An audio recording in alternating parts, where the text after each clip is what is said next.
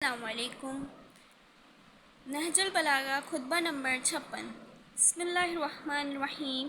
ہم مسلمان رسول صلی اللہ علیہ وسلم کے ساتھ ہو کر اپنے باپ، بیٹوں، بھائیوں اور چچاؤں کو قتل کرتے تھے۔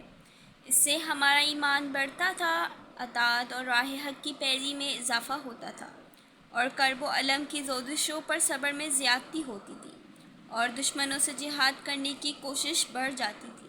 جہاد کی صورت یہ تھی کہ ہم میں ایک شخص فوج دشمن کا کوئی سپاہی دونوں مردوں کی طرف آپس میں بڑھتے تھے اور جان لینے کے لیے ایک دوسرے پر جھپٹے پڑتے تھے کہ کون اپنے حریف کو موت کا پیالہ پلاتا ہے۔ کبھی ہماری جیت ہوتی تھی اور کبھی ہمارے دشمن کی۔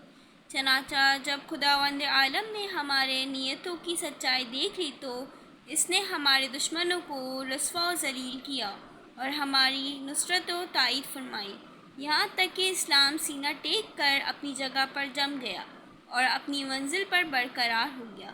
خدا کی قسم، اگر ہم بھی تمہاری طرح کرتے تو نہ کبھی دین کا ستون گرتا اور نہ ایمان کا تنا برق کو بار لاتا۔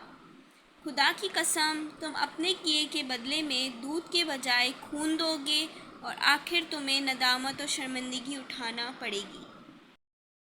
جب محمد ابن ابی بکر شہید کر دیے گئے تو معاویہ نے عبداللہ ابن عامر حضرمی کو بصرہ کی طرف بھیجا تاکہ اہل بصرہ کو پھر سے قتل عثمان کے انتقام کے لیے آمادہ کرے۔ چونکہ بیشتر اہالی بصرہ اور خصوصاً بنی تمیم کا طبعی رجحان حضرت عثمان کی طرف تھا، چنانچہ وہ بنی تمیم ہی کے ہاں آ کر فرد کش ہوا۔ یہ زمانہ وہ تھا کہ والی بصرہ عبداللہ بن عباس زیادہ ابن عبید کو قائم مقام بنا کر محمد بن ابی بکر کی تعزیت کے لیے کوفہ گئے ہوئے تھے۔ جب بصرہ کی فضا بگڑنے لگی تو زیاد نے امیر المومنین کو تمام واقعات سے اطلاع دی۔ حضرت نے کوفہ کے بنی تمیم کو بصرہ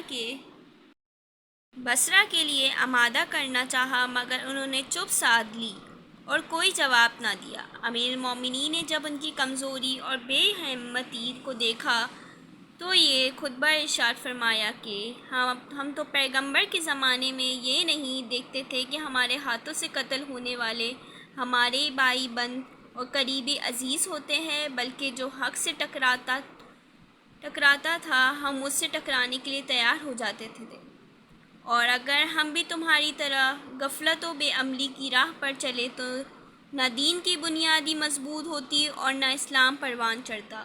چنانچہ اس جھنجھوڑنے کا نتیجہ یہ ہوا کہ عین ابن صبیہ تیار ہوئے، مگر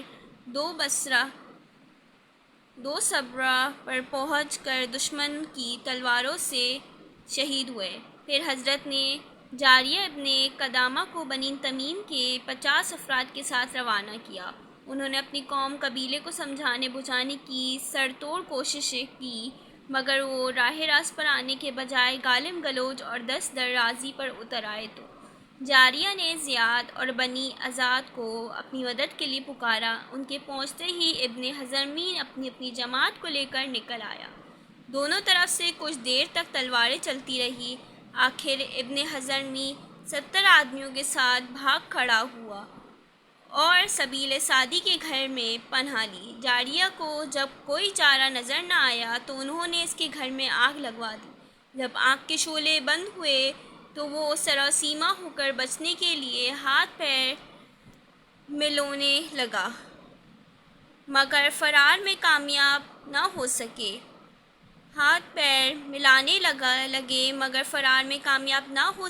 کچھ دیوار کے نیچے دب کر مر گئے اور کچھ قتل کر دیے گئے۔